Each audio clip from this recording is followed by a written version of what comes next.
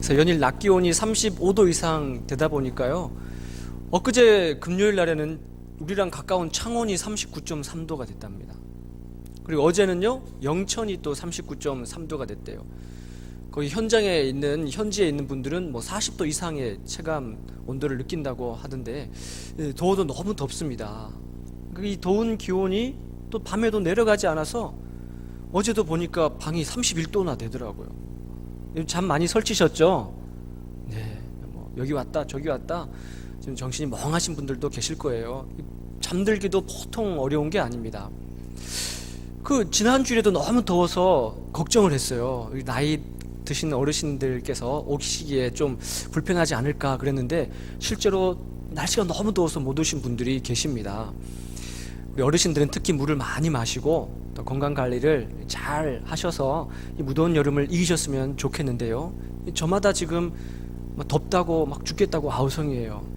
근데 우리나라가 언제부터 이렇게 더워졌을까요? 예전에는 그렇게 덥지 않았던 것 같아요. 제가 어렸을 때 한 여름 방학을 시작할 때쯤 되면 한 25도쯤 된 것 같아요. 그러니까 25도가 기준이었어요.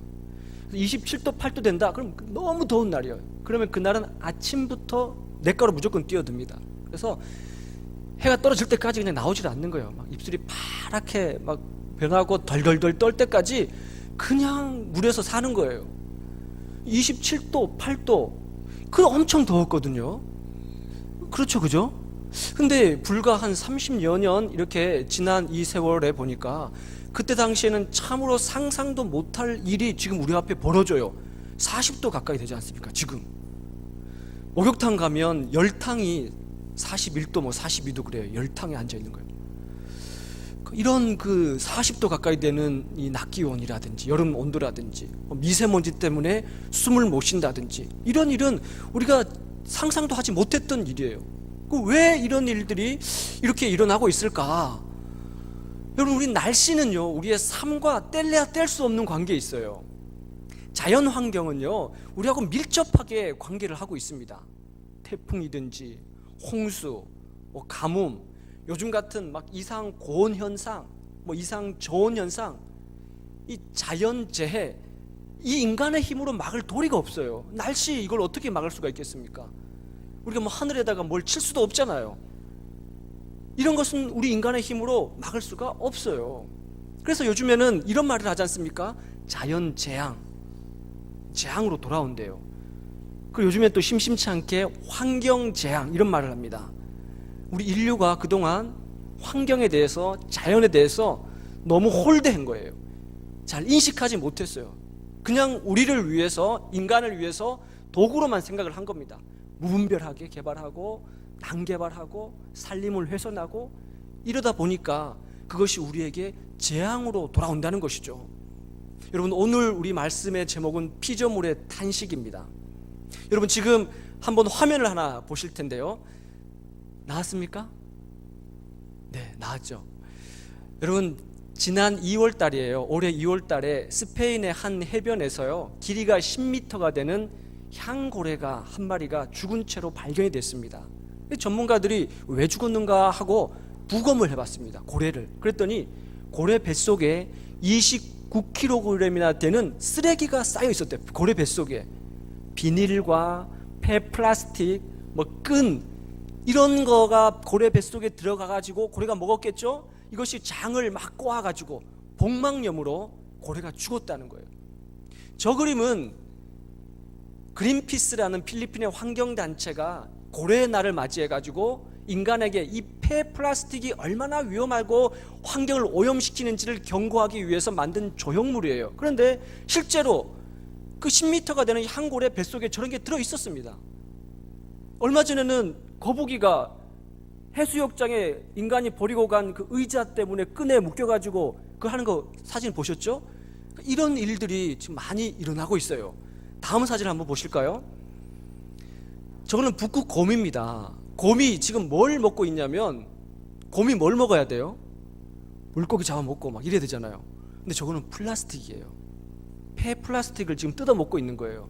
물론 빙하가 녹아가지고 삶의 터전을 잃어버려서 먹을 것이 없어서 그럴 수도 있겠지만, 저 북극은 사람의 발길이 닿지 않는 곳이에요.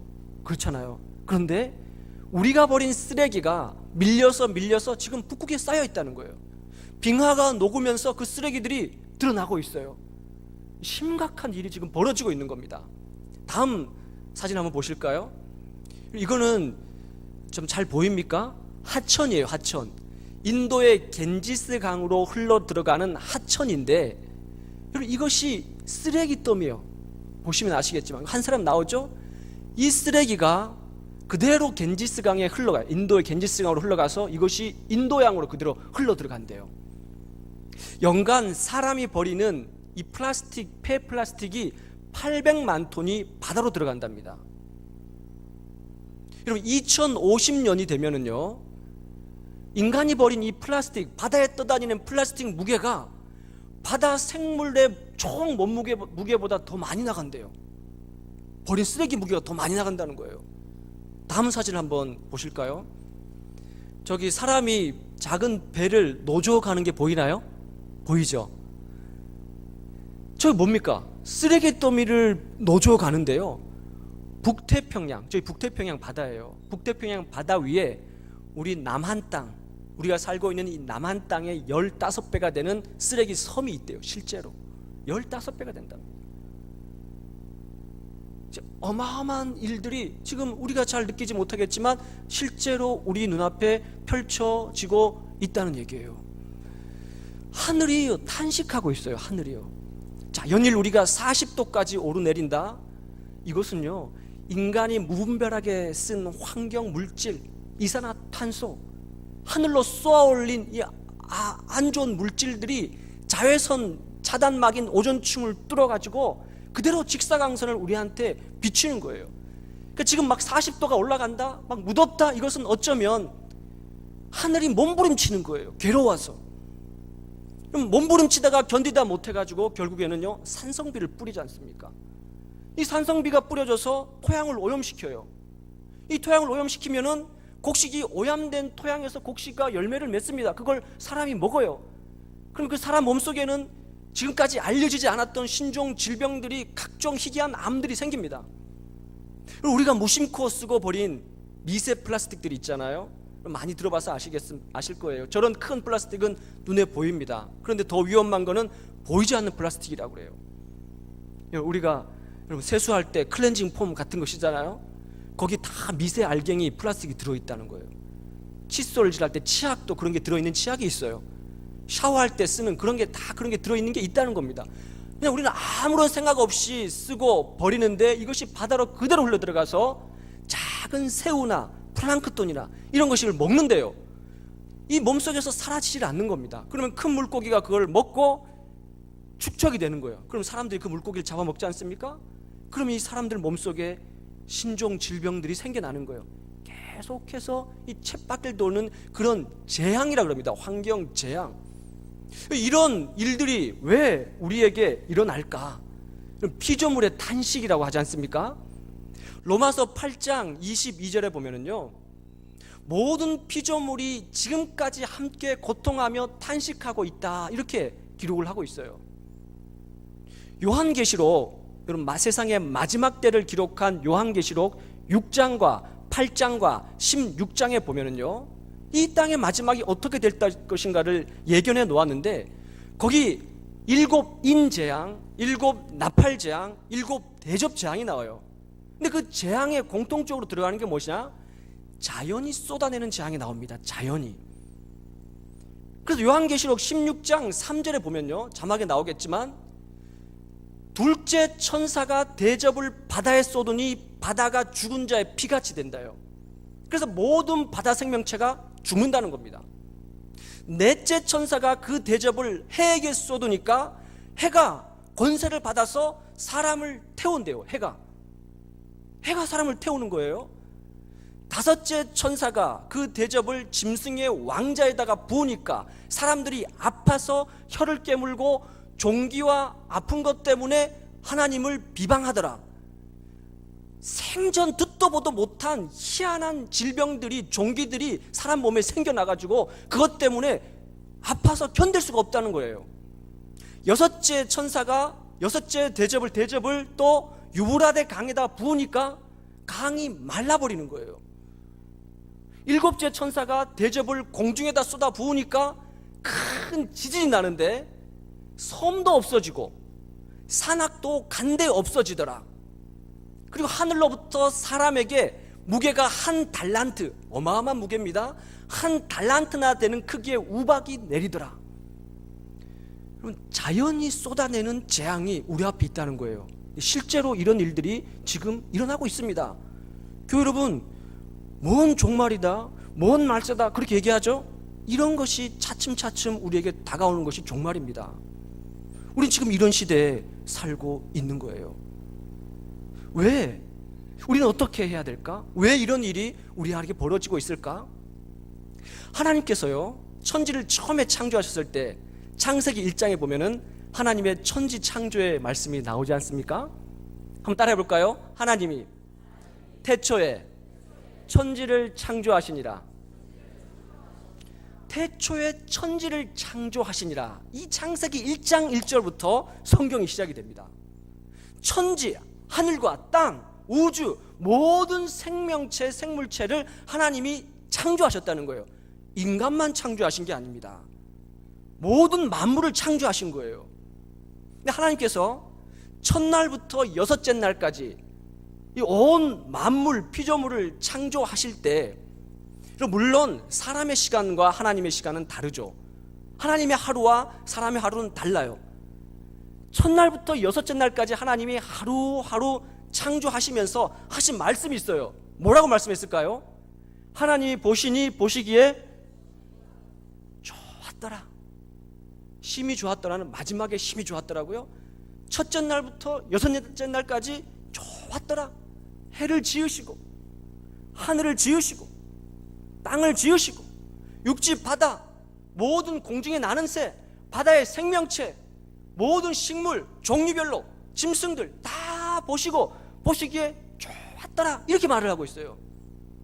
그런데 여러분, 지금 이 땅에 있는 이 지구 환경에 속해 있는 피조물들은 지금 신음하고 있어요. 신음하고 있습니다. 하나님께서 여섯째 날 어떻게 하나님께서 사람을 창조하셨는가? 오늘 본문의 1장 26절부터 28장까지 보면 사람을 창조한 이야기가 나와요. 1장 27절, 하나님이 자기 형상대로 하나님의 형상대로 사람을 창조하시되 이렇게 기록하고 있어요. 뭐로 창조하셨다고요? 하나님의 형상대로. 형상대로 창조했다는 게 무슨 말일까요? 형상, 영어 성경은 이미지로 번역하고 있어요. 이미지. 히브리어 원래 원어 성경에는요 체렘이란 단어를 씁니다. 체렘, 형상. 하나님께서요 피조물 중에서요 다른 피조물은 아니에요. 오직 사람만 하나님의 형상대로 창조했다는 겁니다. 근데 이 형상이란 말의 뜻은 뭐냐면 본따서 만든 상을 가리키는 거예요. 이를테면 여러분, 이순신 장군의 동상을 세웠습니다. 그럼 사람들이 그 동상을 보면서 누구를 떠올립니까? 이순신 장군을 떠올리는 거예요. 이 사람을 하나님의 형상으로 만들었다, 이 말은 사람을 보면서 누구를 생각한다고요? 하나님을 떠올린다는 거예요. 그게 형상이라는 겁니다. 그럼 여러분 스스로 한번 생각해 보세요. 야, 내가 하나님을 닮았나? 다른 사람들이 나를 보면서 하나님을 떠올릴까? 한번 옆에 사람한테 물어보세요.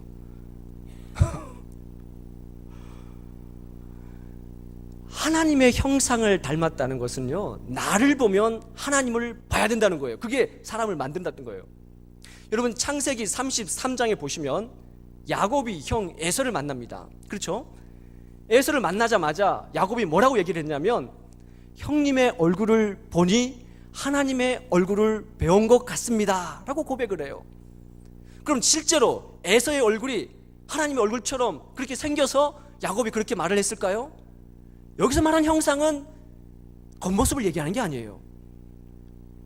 야곱은 그 바로 앞에 32장에요 에서를 만나야 되는데 너무 무서웠습니다. 두려웠어요. 에서가 죽일까봐 자기를. 그래서 32장에 보면은 야뽕 나루턱에서요 밤을 새는 기도를 합니다. 하나님의 천사하고 씨름을 해요. 그래서 이겼어요, 천사와. 하나님의 은혜를 받은 거예요. 하나님의 임재를 경험했습니다. 그랬더니 야곱이 달라진 거예요. 마음이 변한 겁니다. 그래서 그 다음날 원수 같은 에서를 봤더니 원수로 보이지 아니하고 하나님의 형상, 하나님의 얼굴로 보였다는 거예요. 우리 옆분에게 이렇게 한번 인사해 볼까요? 집사님을 보니, 그 다음을 알아서 해보십시오. 왜요? 원수 같다고 하시는 분도 계실 것 같은데 하나님의 얼굴을 보는 것 같습니다. 왜? 하나님이 우리 형상대로 우리를 만들었다는 거예요.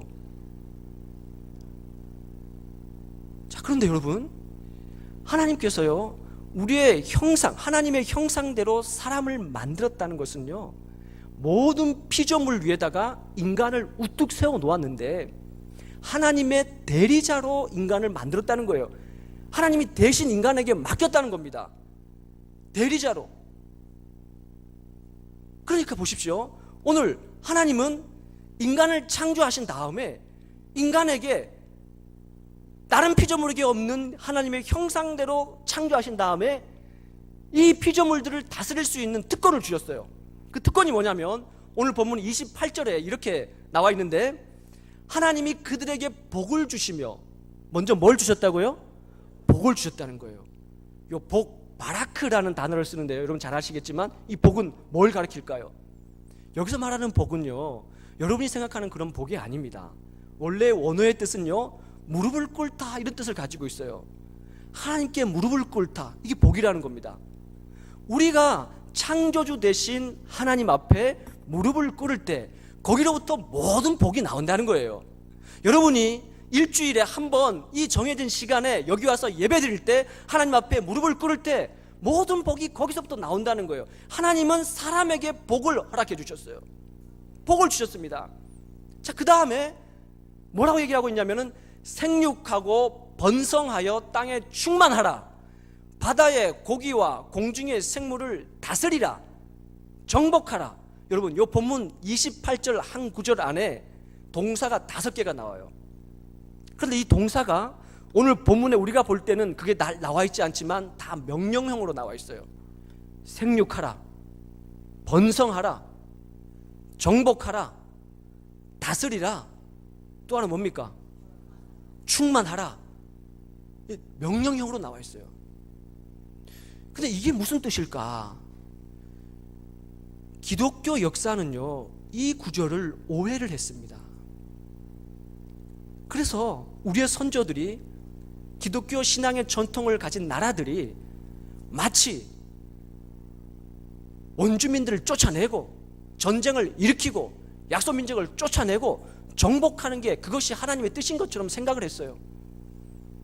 그리고 기독교 전통에 서 있는 많은 다국적 기업들이 이 자연을 훼손하고 인간의 이익을 위해서 개발하고 산림을 훼손하고, 그 어마어마한 산림을 훼손한 자리에 젖소를 키워서 다국적 기업의 이윤을 창출하고, 이런 것이 이 구절을 가지고 그렇게 해석을 한 거예요. 지금까지 2000년 기독교 역사 동안 많은 기독교가 이렇게 오해를 해서 이 구절을 사용했어요. 그것이 마치 하나님의 뜻인 것처럼. 그런데 이 구절은 그런 구절이 아니에요. 하나님께서 모든 피조물 위에 하나님의 형상대로 사람을 창조하셨다. 이것은 하나님의 대리자로 이 땅에 세워 놓았는데, 그것은 잘 가꾸고 보존하고 다스리라는 뜻이에요. 이게 너무 중요한 구절입니다. 여러분, 인류는요, 인류 스스로 홀로 존재할 수가 없어요. 자연과 인간은 뗄 수가 없습니다. 그래서 공존해야 돼요. 공존, 함께 살아야 된다는 겁니다. 이걸 뭐라 그러냐면 생태계라 그래요. 인간과 자연과 우주, 이거는 하나의 띠로 연결되어 있어요. 그러니까 어느 것 하나가 문제가 일으켜가지고 그것이 파괴되면 다 파괴되게 되어 있습니다. 영향을 미치게 되어 있다는 거예요. 1972년, 지금으로부터 46년 전입니다. 그때 로마 클럽 보고서라는 한 보고서가 나왔는데, 이것이 아주 전 세계에 큰 파장을 일으켰어요. 이미 46년 전에 과학자들이 뭘 얘기를 했냐면, 이 지구가 가지고 있는 에너지가 인류의 성장 속도를 뒷받침하지 못한대요. 인간은 얼마나 빠른 속도로 발전하는지 몰라요. 문명이에요. 그 보고서에서 뭐라고 얘기를 했냐면은 1925년도 세계 인구가 25억이래요. 1975년도에 그 인구가 50억으로 늘어났습니다. 그리고 그 보고서가 예견하기를 1990년, 2000년도가 되면은 64억까지 늘어난다고 예견을 했어요. 그런데 2017년 작년 12월 달 세계 인구 보고 이렇게 한 그 결과를 보면은, 발표한 자료를 보면은 우리 세계 인구가 몇 억이 됐을까요, 지금요? 76억이랍니다. 76억. 그러니까 이 인구는요, 기하급수적으로 늘어나고요. 인구가 늘어난다는 것은 그만큼 에너지가 필요하다는 거예요. 에너지가요. 먹는 에너지가 필요하고, 여러분 밤새 에어컨 트셨습니까? 에어컨 틀면 전기 에너지가 필요하고요. 점점 모든 산업은 최첨단으로 발달하는데, 그 발달하는 최첨단 산업을 뒷받침해 줄 수 있는 에너지가 필요한데, 자원이 필요한데, 이 지구는 10%밖에 남지 않았대요. 이미 46년 전에. 그리고 10%는 이제 다 고갈이 됐답니다. 실제로 그래요. 실제로 그런 일들이 실제로 우리 사회에 벌어지고 있어요. 여러분, 지구에 20에서 25%의 산소를 공급하는 아마존 밀림, 1년에요 여의도 면적의 9배가 사라진답니다. 인간의 무지한 난개발, 이런 것들로 공장을 짓는 것 때문에 다 사라진대요. 자, 이것이 왜 중요한가? 아이고 목사님, 뭐 그게 어제 오늘 얘기입니까? 아이고 뭐 그런 얘기를 또 하세요. TV에서도 그런 얘기를 하는데, 아이고 뭐 나 하나 뭐 그걸 지킨다고 비닐을 안 쓰고, 뭐 일회용 안 쓰고, 뭐 시장 갈 때 시장 바구니 들고 가고, 뭐 그런다고 뭐가 달라져요? 목사님 그런 소리 하지 마세요. 달라져요. 달라지는데요. 그럼 왜 우리가 지금 이 시대를 살면서 이것을 심각하게 인식을 해야 되느냐? 왜 우리가 이걸 가지고 대체 방안을 세우지 않으면 안 되느냐? 여러분, 여러분의 자녀, 그 여러분의 자녀는 이 지구에 설 자리가 없어집니다. 설 자리가 없어져요. 요한계시록에 말하잖아요. 환경, 인간이 마음껏 쓰고 버린 이 환경 물질 때문에 여러분 신종 질병들이 끊임없이 생겨나요. 그리고 괴 생명체가 만들어집니다. 그리고 자녀들 태어나지 않습니까? 점점 더 장애를 가지고 태어난 아이들 확률이 훨씬 더 많아져요. 이런 시대에 우리가 살고 있어요. 우리가 어떻게 해야 되는가? 여러분, 그리스도인은 세상의 빛이다라고 성경에서 말씀하고 있어요. 세상의 소금이다라고 말씀하고 있습니다. 이 말은 무슨 말이냐면, 그리스도인은 이 세상을 살아갈 때 책임 있는 그리스도인으로 살아가야 할 의무가 있다는 것을 말씀하고 있어요. 저는 이 말씀을 갑자기 제가 이렇게 하는 게 아닙니다. 늘 이런 생각을 하고 있었어요. 근데 오늘날 교회가 이런 얘기 합니까? 안 해요. 근데 이 말씀을 준비하면서 제가 참 많이 고민하고 또 고민했어요. 많이 불편했습니다. 왜? 교인들한테 이렇게 하십시오, 저렇게 하십시오, 그렇게 하십시오, 이렇게 말하는 것 자체가 불편해요. 그 나조차도 이것을 지키지 못하면서 이렇게 해라, 저렇게 해라 말하는 것이 죄스럽습니다. 부끄러워요. 그런데 누군가는 해야 됩니다. 어떤 누군가가 시작을 하면, 한 명이 시작하면, 두 명이 시작하면 이것이 점점 번져나가서 우리에게 인식이 돼요. 편안하게. 우리 교회가 할 수 있는 일이 뭘까 고민했습니다. 우리 교회는 무엇을 할 수 있을까? 주일날 우리가 교회 제일 많이 오지 않습니까? 많이 모이잖아요. 제일 많이 오는 날이 주일이잖아요. 여러분, 우리가 11시 예배를 끝나고 여러분 또 교육부 가서 각 부서 예배 드리고 12시 점심때 되면 식당에 가서 밥을 먹어요. 자, 여기서부터 우리가 시작을 하는데요, 밥을 먹을 때 꼭 먹을 만큼만 가져가셔야 돼요. 우리는 구역별로 돌아가면서 식당 봉사를 하면서 밥을 떠주잖아요. 많으면 좀 덜어달라고 얘기를 하셔야 돼요. 많은 거 갖고 가지고 가서 먹다가 남습니다. 그러면 그거 버리게 돼 있어요.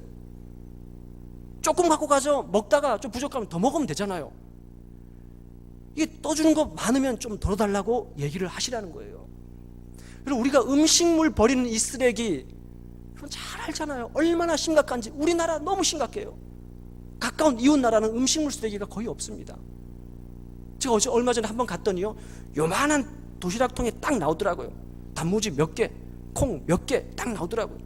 딱 먹으니까 깨끗하게 아무것도 남는 게 없어요. 서울에 있는 청파동에 어떤 한 교회 목사님이, 실제로 있었던 일이에요. 목사님이 고민을 했습니다. 주일날 이 교인들이 밥을 먹고 남는 이 쓰레기가 너무 많아서 저걸 어떻게 하면 처리할 수 있을까 많이 고민을 했대요. 너무 하나님한테 죄스러웠다는 겁니다. 지금 굶주려서 죽는 2천만 명이 되는 아이들이 굶주려서 죽어가고 있어요. 배불리 먹는 사람보다 배고픈 사람이 이 지구상에 훨씬 더 많아요. 하나님한테 죄스럽다는 거예요. 그래서 그 목사님께서 기도하면서 고민하다가 뭘 했냐면은, 점심을 먹고 교인들이 남는 음식을 가지고 올 때, 그 버릴 때 거기 앞에 서가지고 그걸 받아서 실제로 그 음식을 남은 걸 본인이 먹었대요. 목사님 진짜로 먹었습니다. 실제로 있었던 일이에요. 한 주하고 두 주하고 몇 주를 했더니 깨끗하게 반찬 음식 하나 남지 않게, 그렇게 아무것도 남지 않은 그런 교회로 바뀌었대요. 저를 쳐다보지 마세요. 저는 그렇게 못해요. 이거는 우리가 실천해 나가야 되는 겁니다. 배식할 때 아이들은요, 어른들 그릇에 배식하면 안 됩니다. 작은 그릇에 주세요. 애들 많이 먹지 않아요. 그리고 어른들 먹는 나물 이런 거 애들 안 먹습니다. 뭐 애들 골고루 먹어야 된다, 그거 집에 가서 부모님들이 교육시키면 돼요. 교회에서요, 애들 그거 떠주면 다 버립니다. 아동부 애들 다 버려요. 그냥 밥에다가 반찬, 어른들 먹는 반찬 나왔으면은 우리 식당부하고 의논해가지고 제가 그렇게 할 것 같아요. 김이나 이런 거 있잖아요. 그런 거 간단하게 먹을 수 있는 거 따로 마련해서 하나씩 주면 됩니다. 이루 말할 수가 없어요. 버려지는 것이요. 둘째, 여러분 지난 주일날 우리 교회가 최고점을 찍었대요. 뭔 최고점을 찍었을까요? 카페에서 나가는 음료가 최고점을 찍었답니다. 아이스 커피, 아이스티, 여러분 플라스틱 컵에다가 얼음 넣어가지고 음료수를, 제가 어제 지난주에 보니까 제 책상 위에 그 플라스틱 컵 얼음 담긴 그 음료수가 몇 잔이 있더라고요. 3잔인가 있더라고요. 3잔 그냥 갖다 놓고 막 주는 거예요. 자, 그런데 이걸 받아 들고 사람들이 가가지고 구석구석에 가서 그냥 거기 놓고 나온다는 거예요. 예배실에는 절대 갖고 들어오면 안 되고요. 예배실 뿐만 아니라 여러 방마다 들어갈 수가 있어요. 갖고 회의할 때, 뭐 얘기할 때 갖고 들어갈 수 있는데, 문제는 그것을 그냥 그대로 두고 나온다는 거예요. 그러면은 그 얼음이 녹아서 물이 고이고 그것이 쏟아지면은 끈적끈적하게 되고, 청소하는 사람 따로 청소해야 되고, 왜 이래야 되는 거예요? 내가 먹었으면 내가 치워야죠. 얼음 세면대 가가지고 깨끗하게 붓고 헹궈 가지고 반드시 재활용 버리는 쓰레기통 거기다 버려야 되는 거예요. 교회에서 이걸 못하면서 우리가 밖에서 뭐라고 얘기할 수 있습니까? 이거 시작을 해야 되는 거예요. 그리고 될 수 있으면 이 플라스틱 컵 지금 어쩔 수 없다 하더라도 안 쓰기 운동 해야 되는 거예요. 지금 밖에 나가면은 커피숍 같은 데서 플라스틱 컵 이런 거 주는 거, 이게 지금 뭐 이렇게 뭐 하고 있어요. 막 벌금 낸다면 이런 얘기도 있어요. 조금씩 저도 그렇게 할 겁니다. 제 컵 가지고 가서 먹고 제 컵 가지고 이렇게 하고 닦고 이렇게 할 거예요. 셋째, 자원을 절약해야 돼요. 자원, 종이 얼마나 많이 버려집니까? 교육부서 특히 우리 교육전도사님, 목사님들, 저부터라도 이면지 써야 돼요. 항상 이면지. 설교 온 거 뽑을 때도 이면지. 지난주까지 이면지인데 오늘은 이면지가 아니네. 이게 종이 한 장 하려면은 나무 한 그루 뽑아야 된다지 않습니까? 버려지는 쓰레기, 종이 얼마나 귀한 자원이에요. 각 부서 방마다 가서 에어컨 틀고 전기 틀고 뭐 난방하고 나올 때 반드시 끄고 절약하고, 이게 다 교회 헌금으로 다 운영되는 것 아니겠습니까? 여러분, 이런 운동을요, 우리가 있는 이 자리에서부터 해나가야 된다는 거예요. 이것이 건강한 그리스도인입니다. 여러분, 좀 불편할 거예요. 그러나 불편하더라도 이것을 해나가요. 그래서 우리 카페에 여러분 차츰 컵을, 자기 컵을 이렇게 놓을 수 있는 칸을 만들어서 자기 컵은 자기가 쓰고 자기가 닦아놓고 놓고, 이런 것도 우리가 생각을 해봐야 되고, 여러분 집에서 컵을 갖고 와서 쓸 수도 있는 거 해야 되고, 목양실부터 사무실부터 교육자실부터 종이컵 안 쓰기 운동 해야 되고, 이런 거를 교회에서부터 해나가서 하나님이 만드신 이 자연환경 보시기에 심히 좋았더라, 그거 지금 탄식하고 있어요. 피조물이. 여러분, 그 재앙이 고스란히 우리에게 다가오고 우리 후손들에게 고스란히 오는 겁니다. 여러분, 이런 책임을 우리가 인식하여서 여러분이 있는 자리에서부터 하나하나씩 실천해 나가시는 여러분 되시기를 간절히 소원합니다. 아멘. 하나님 아버지,